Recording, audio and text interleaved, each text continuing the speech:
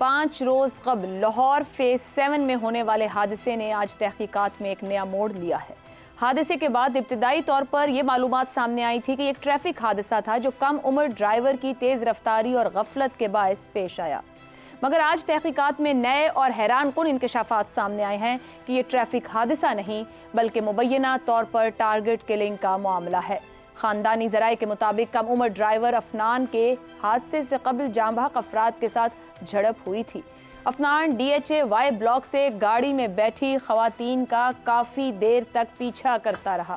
متاثرہ گاڑی کے ڈرائیور حسنین نے کئی بار گاڑی کی سپیڈ تیز کی کہ افنان پیچھا چھوڑ دے، لیکن ملزم افنان نے گاڑی کا پیچھا نہیں چھوڑا اور مسلسل خواتین کو ہراساں کرتا رہا۔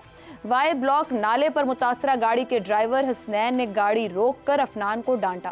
دوسری گاڑی سے حسنین کے والد نے بھی ملزم افنان کو خواتین کو ہراساں کرنے سے منع کیا۔ اس دوران ملزم افنان دھمکیاں اور گالیاں دیتا رہا اور کہتا رہا، میں دیکھتا ہوں تم لوگ اب ڈیفنس میں گاڑی کیسے چلاتے ہو۔ ذرائع کے مطابق حسنین اپنی بہن اور بیوی کو لے کر آگے نکلا تو ملزم نے دوبارہ پیچھا شروع کر دیا۔ میک ڈونلڈ چوک پر گھوم کر ملزم افنان نے 160 کی سپیڈ سے گاڑی خواتین والی گاڑی سے ٹکرا دی۔ حادثے کے بعد حسنین کی گاڑی 70 فٹ روڈ سے دور جا گری اور سوار تمام افراد جاں بحق ہو گئے۔ D I G investigation Imran Kishwar کے مطابق ملزم افنان کا وقوع سے پہلے متاثرین کے ساتھ جھگڑا ہوا جس کے ہیومن انٹیلیجنس بیسڈ شواہد ملے ہیں۔ تفتیشی آفیسر اور انچارج کو ناقص تفتیش پر معطل کر کے مقدمے میں دہشت گردی اور قتل کی دفعات بھی شامل کر دی گئی ہیں۔ دوسری جانب ملزم افنان نے بھی لاہور ہائی کورٹ سے تحفظ فراہم کرنے کی استدعا کر دی ہے۔ ملزم نے اپنی درخواست میں نگران وزیر اعلیٰ محسن نقوی، سی سی پی او، انویسٹیگیشن آفیسر سمیت دیگر کو فریق بناتے ہوئے یہ درخواست کی ہے کہ عدالت تمام فریقین کو طلب کرے اور میرا trial juvenile system justice system act کے مطابق چلایا جائے۔ اس ہولناک سانحے کے بعد جہاں والدین، معاشرے اور نظام پر بے تحاشا سوالات اٹھتے ہیں، وہیں افسوس کے ساتھ یہ کہنا پڑ رہا ہے کہ پولیس نے دانستہ طور پر کمزور ایف آئی آر کاٹ کر اور غلط تفتیش کر کے ٹارگٹ کلنگ کو ٹریفک حادثے کا رنگ دینے کی کوشش کی۔ اسی معاملے پر گفتگو کریں گے۔ پینل میں ہمارے ساتھ ہیں ابصار عالم، زیغم خان، شہزاد چودھری اور افتخار احمد۔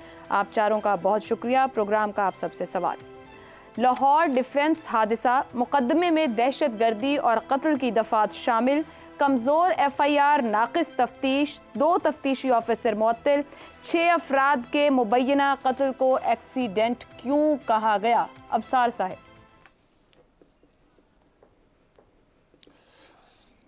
دیکھیں، جو آپ نے باتیں ابھی بتائی ہیں، یہ ہم نے ایک پروگرام اس پہ پہلے بھی کیا تھا۔ اس وقت تک یہ باتیں سامنے ہی نہیں آئی تھیں اور ہم سمجھ رہے تھے کہ ہم اس بات پہ ڈسکس کرتے رہے کہ بچوں کو گاڑی چلانے کی اجازت دینی چاہیے یا نہیں دینی چاہیے، اور لیکن یہ اتنی ہولناک یہ تفصیلات ہیں۔ میں حیران ہوں کہ کس قسم کا شیطانی ذہن تھا اس بچے کا، اور اس کے تربیت کرنے والوں سوچے کہ کتنے وہ شیطانی ذہنیت کے لوگ ہوں گے جو ہمارے معاشرے کے اندر نقاب چڑھا کے شرافت کا اور تہذیب کا وہ پھرتے ہیں اور ہمیں پتہ ہی نہیں ہوتا کہ ان کے اندر کیا چل رہا ہے۔ اب آپ یہ جتنی تفصیل آپ نے بتائی ہے، جس کو دہرانے کا میرا دل ہی نہیں کر رہا، اس کو آپ اس کی پہلی جو ویڈیو آئی تھی پولیس نے جو بنوائی تھی، اور پولیس نے اس کے یہاں پہ بڑا ہی ماڈرن مائک لگایا تھا۔ میں اس بات پہ بھی حیران تھا کہ اتنا ماڈرن مائک پولیس نے لگایا اور اس کی ویڈیو بنا کے، اور وہ چل بھی پڑی سوشل میڈیا پہ۔ کسی اور ملزم کی ویڈیوز ایسے نہیں بنتی، نہ چلتی ہیں۔ تو مجھے بھی اس ویڈیو کو دیکھ کے میرے دل میں بھی ایک ہمدردی پیدا ہوئی کہ یار یہ بچہ جس طرح بات کر رہا ہے، اور اچانک، اور بچے نے کہا اللہ کی طرف سے گاڑی سامنے آ گئی اور وہ 5-10 کی سپیڈ سے چل رہی تھی، تو دونوں طرف بیریئر سے، درمیان میں سے ایک صرف جگہ تھی جس میں سے مجھے گزرنا تھا، اور وہ کوئی اور اس کے علاوہ چارہ ہی نہیں تھا۔ آپ وہ سنیں دوبارہ وہ ویڈیو اس بچے کی، اور شرم آتی ہے ایسی پولیس پہ اور اس کی پروسیکیوشن پہ اور ایسی عدلیہ پہ۔ اب یہ امتحان اصل میں پورے معاشرے کا ہے اس میں، اور پولیس کا ہے اور پروسیکیوشن کا ہے اور care taker chief minister Mohsin Naqvi کا ہے۔ مجھے امید ہے کہ وہ اس ٹیسٹ میں فیل نہیں ہوں گے، اور اس کے بعد اصل امتحان ہے ہماری عدلیہ کا۔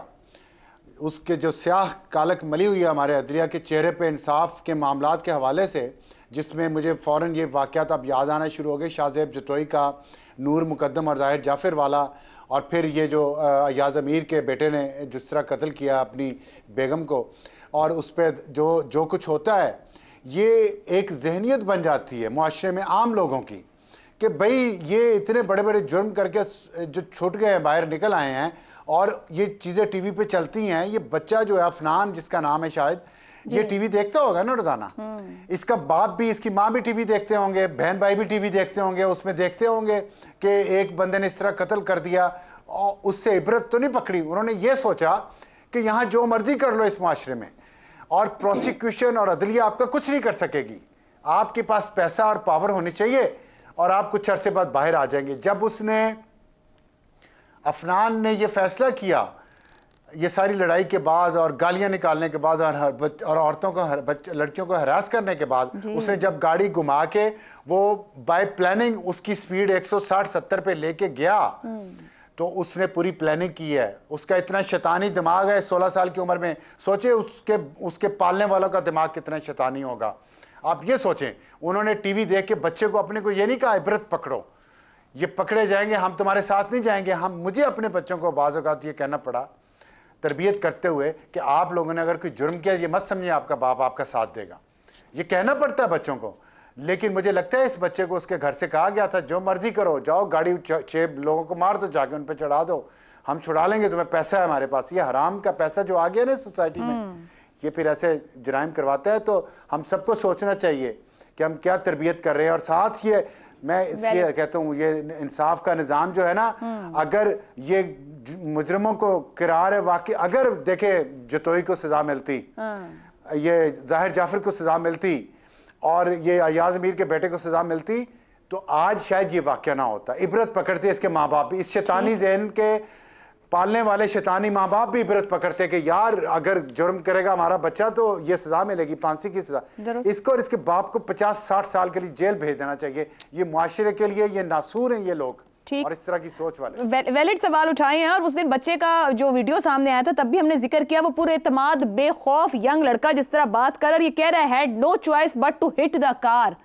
مطلب یہ اس کے ذہن اور اس کی تربیت کے اوپر واقعی سوال اٹھتا ہے. زیغم صاحب، جو ہمارا نظام ہے یہ عوام کو فیسیلیٹیٹ کرنے کے لیے بنایا گیا ہے یا ٹارچر کرنے کو بنایا گیا ہے؟ ایک گھر کا اتنا بڑا نقصان ہو جانا، جہاں اب جو یہ ہولناک حقائق سامنے آ رہے ہیں، نظام آگے بڑھ کے تھامنے کو تیار نہیں تھا، ان کو تسلی دینے کو، پکڑنے کو کہ یہ نظام آپ کی سہولت کو کھڑا ہے، بلکہ اور تکلیف اور ٹارچر دینے کو تیار ہے، جس نے ساری چیز کو توڑ مروڑ کر رکھ دیا. کیا کہیں گے اس پہ؟ ہمارا جزا سزا کا نظام، ہمارا قانونی نظام، یہ تو طاقتور کے ہاتھ میں ایک ہتھیار ہے. اس لیے ہے کہ وہ اپنی طاقت استعمال کر سکے کمزوروں پر، وہ اپنے مفادات کا تحفظ کر سکے. آپ دیکھیے کس طریقے کا اتفاق ہے ہماری ہر طرح کی حکومتوں میں، ہر طرح کی حکومتی اشرافیہ میں، کہ اس نظام کو نہیں بدلنا. پولیس میں ریفارم نہیں ہو سکتی. وہی نظام 19ویں صدی میں جو انگریز چھوڑ کر گیا تھا، پولیس کا وہی چلے گا. عدالتوں میں ریفارم نہیں ہو سکتی، انویسٹیگیشن بہتر نہیں ہو سکتی. ہر چیز کے لیے پیسہ ہے، اس کے لیے نہیں ہے. لیکن میں سمجھتا ہوں کہ حکومت کے ساتھ ساتھ اور حکومتی اداروں کے ساتھ ساتھ آج کا مقدمہ پورے معاشرے پر بھی ہے کہ کس طریقے سے ایک نوجوان نے، ایک پڑھے لکھے خاندان کے نوجوان نے یہ تصور کر لیا کہ اس کا پیدائشی حق ہے کہ وہ خواتین کو ہراساں کرے. کس طرح ہم بیٹوں کی تربیت کر رہے ہیں کہ ہماری پوری توجہ بیٹیوں کی تربیت پر ہے. بیٹوں کی تربیت ہم کرنا ہی نہیں چاہتے. ہماری بچیاں کسی غیر مسلم ملک میں جاتی ہیں تو سکون کا سانس لیتی ہیں، اپنے آپ کو محفوظ سمجھتی ہیں، وہاں باہر نکل سکتی ہیں. یہاں کوئی بچی باہر سڑک پر نہیں نکل سکتی. آپ نے دیکھا وہ موٹر سائیکل اور سائیکل تو کجا، وہ کار تک نہیں چلا سکتی، فیملی کے ساتھ کار میں سفر نہیں کر سکتی.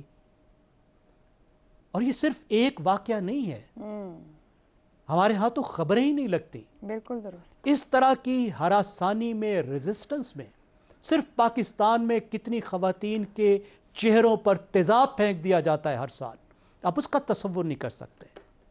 کس طرح کا تشدد فیملی ممبرز پر کر دیا جاتا ہے، کتنی تکلیف ہے جو ہماری اسکول جانے والی، یونیورسٹی جانے والی، کام پہ جانے والی بچیاں سہتی ہیں اور بتاتی نہیں ہے گھر والوں کو کہ کہیں اس کی وجہ سے ہماری تعلیم نہ چھوٹ جائے، کہیں اس کی وجہ سے ہمیں کام کرنے سے نہ روک دیا جائے۔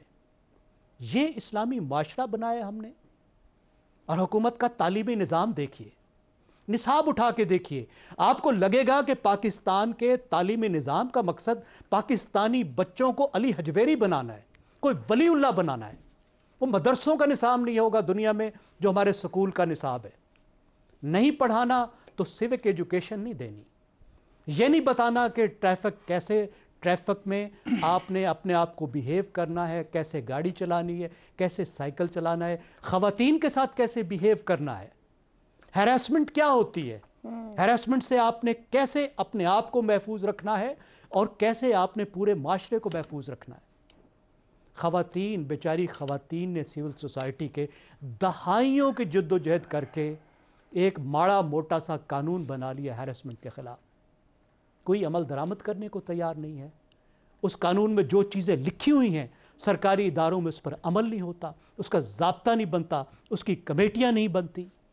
یہ سب غیر ضروری معاملات ہیں پورے نظام کے لیے، تمام سیاسی جماعتوں کے لیے، حکومت کے لیے، اشرافیہ کے لیے، جو کچھ آپ مینشن کر رہے ہیں انتہائی غیر ضروری ہے۔ نہ معاشرے کو ضرورت ہے، نہ والدین کو سیکھنے اور سکھانے کی ضرورت ہے، نہ اسکولوں میں بتانے کی ضرورت ہے۔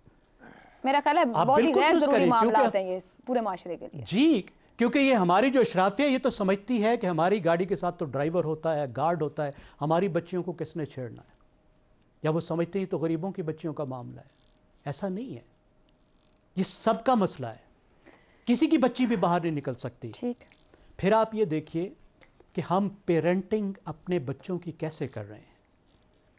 اب تحقیق سے یہ بات ثابت ہے کہ جو ٹین ایج برین ہے وہ ایک ایڈلٹ کے برین سے مختلف ہوتا ہے۔